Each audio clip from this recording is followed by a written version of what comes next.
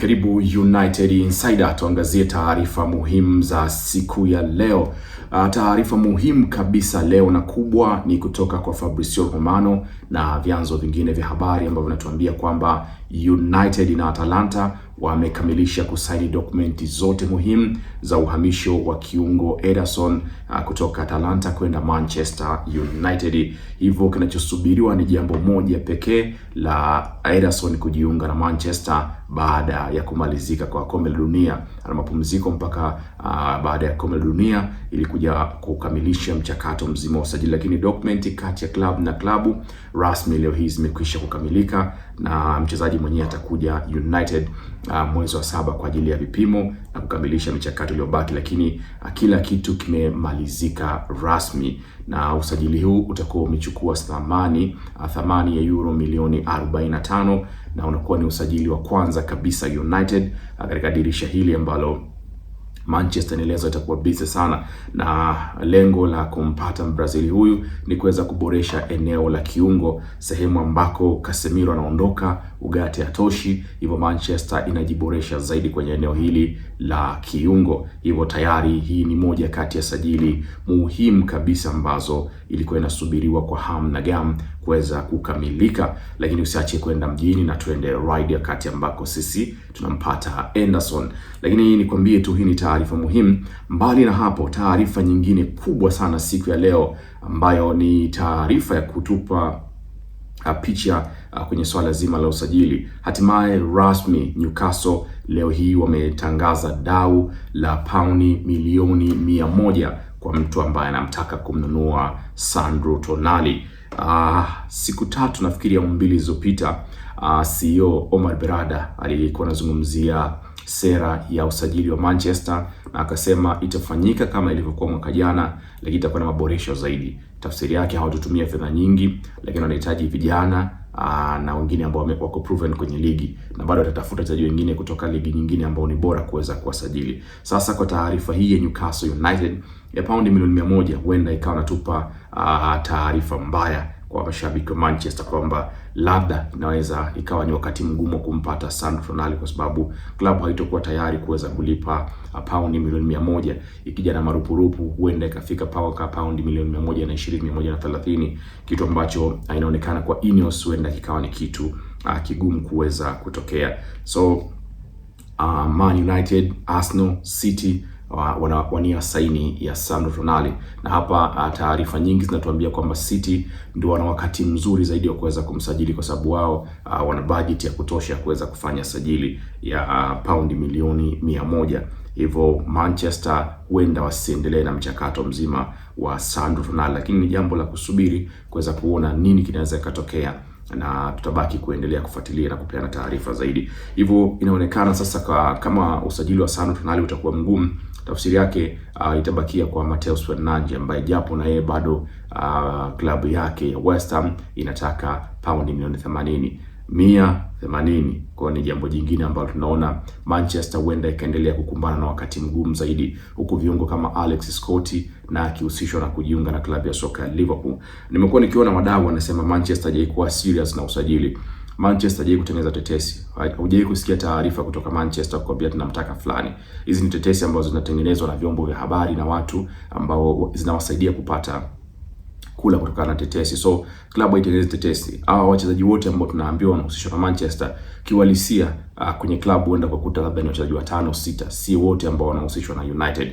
So mtu akisema Manchester hawako serious, unauliza, mtu anaweza kaanzisha duka lake na asiwe serious, mtu anaweza kafanya biashara yake na asiwe serious. Hii ndio kazi yao, hii ndio biashara yao ambayo inawafanya wao waingize millions of money, na especially watu kama Ineos. Kufanikiwa kwa klabu ndiko kufanikiwa kwao kupata fedha yao, kwa sababu wao hawamiliki hisa asilimia zote. Glazers wanamiliki 75, hao wana 25. Kwa hiyo ni jambo ambalo la kusubiri kuona, lakini kwa mujibu wa Berrada ni kwamba watafanya sahihi kama ambao walifanya last season, kuhakikisha wanaleta wachezaji bora ambao wameprove katika ligi na sio gharama kubwa na bado vijana, ili kuweza kuiboresha zaidi Manchester United. Sasa Newcastle wakitaka paundi milioni 100 ni jambo ambalo gumu kidogo, lakini kumezuka taarifa nyingine swala la kutafuta winga wa kushoto ambako kuna watu wengi wanaendelea kutajwa, na kwa mujibu wa taarifa ya leo ni kwamba Manchester wanamwangazia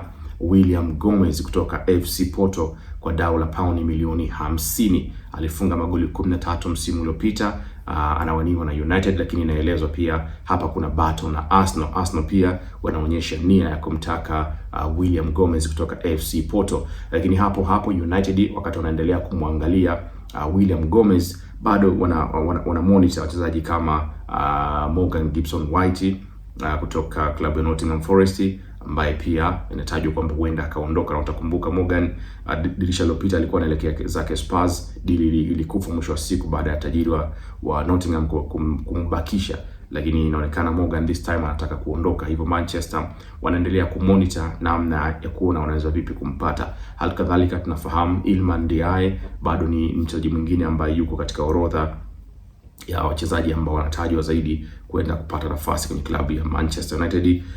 Na inaelezwa klabu ya Everton imeweka price tag ya paundi milioni 70 kuweza kumruhusu Iliman Ndiaye kuondoka pale Goodison Park. Hivyo Manchester itakuwa na dirisha ambalo lazima ispend fedha nyingi kuweza kupata wachezaji bora ambao itakuwa inawataka, kwa sababu dirisha halina namna ya kuweza kulizuia. Lakini mjadala mwingine umeendelea leo kuchukua nafasi ni kuhusu Manchester sasa kuconsider kuangazia uwezekano wa kumsajili Igor Thiago kwa paundi milioni 70, mshambuliaji ambaye amefanya vizuri na Brentford msimu uliopita. Hivyo Manchester ilikuwa inaelezwa tangu jana na juzi kwamba wanamuona kama ni option sahihi ya kuweza kumsajili. Sababu kubwa ni mchezaji mwenye uzoefu, tayari ameprove kwenye ligi. Joshua Zirkzee anatarajiwa kuondoka kama mambo yataenda vizuri, kwa sababu ni kati ya wachezaji ambao wako tayari kuwekwa sokoni ili kuboresha kikosi. Kwa Joshua Zirkzee kama anaondoka, Igor Thiago Brazil ambaye yuko na timu ya taifa kwenye World Cup atakuwa anapata nafasi ya kusajiliwa na Manchester, na inaelezwa dau lake ni paundi milioni 70. Kwa hiyo ni msaada mwingine kwa Benjamin Sesko. Unahitaji kuwa na washambuliaji ambao ni bora kuanzia wawili hivi ambao wanaweza kuja kusaidia Manchester, na Manchester imekuwa na kaida hiyo. Una Dimitri Berbatov, una Carlos Tevez, una Ronaldo, una Rooney. Manchester hajaikuwa mnyonge ya kuwa na mtu mmoja ambaye sio unamtegemea peke yake. Lakini mbali na hapo, inasalia kwamba kuna option tatu ambazo zinaelezwa za walinzi wa upande wa kushoto, kwa mujibu wa taarifa kutoka Team Talk. Wanasema kwamba Manchester imeweka walinzi watatu wa upande wa kushoto kama vipaumbele vyake. Kwanza ni Lewis Hall ambaye anataka kuondoka Newcastle, na hapa kuna vita na Bayern Munich. Munich pia wanamtaka Lewis Hall. Lewis Hall anauzwa kwa thamani ya paundi milioni 50 kwa mujibu wa Transfer Market, lakini inaelezwa Newcastle wao watahitaji 70 mpaka 80 kuweza kumwachia Lewis Hall. Lakini mbali na Lewis Hall, Nathan Brown wa Frankfurt ni mchezaji mwingine pia ambaye anawekwa kama option nyingine kwa Manchester, na huyu amekuwa akizungumzwa tangu dirisha lililopita. Nathan Brown amekuwa pia anahusishwa na vilabu vingine, Barca, Munich, City wanahusishwa na yeye na Nathan Brown kutoka Frankfurt ya pale Ujerumani. Lakini Alejandro Balde kutoka Barca, kuna taarifa zilikuwepo wakati fulani kuhusu kwamba swap na Marcus Rashford pia inarejea tena kwamba huyu ni option ya tatu ya Manchester United. Lakini jambo zuri, Manchester pia wanaweza kutengeneza fedha kiasi 40% katika mauzo ya Mason Greenwood ambaye huenda akajiunga na klabu ya Fenerbahce ya kule nchini Uturuki akitoka kwenye klabu ya Olympique Marseille ya pale nchini Ufaransa. So deal hii itapokamilika, Manchester wataingiza kiasi cha paundi 40% ya hayo mauzo ambayo ya mchezaji atakuwa ameuzwa. Bana, usiache kusubscribe, kulike, kushare na kucomment. Lakini twenzetu mjini, tuna request twende ride, usafiri wa kimtandao ambao utakupeleka kokote pale Dar es Salaam. Ciao.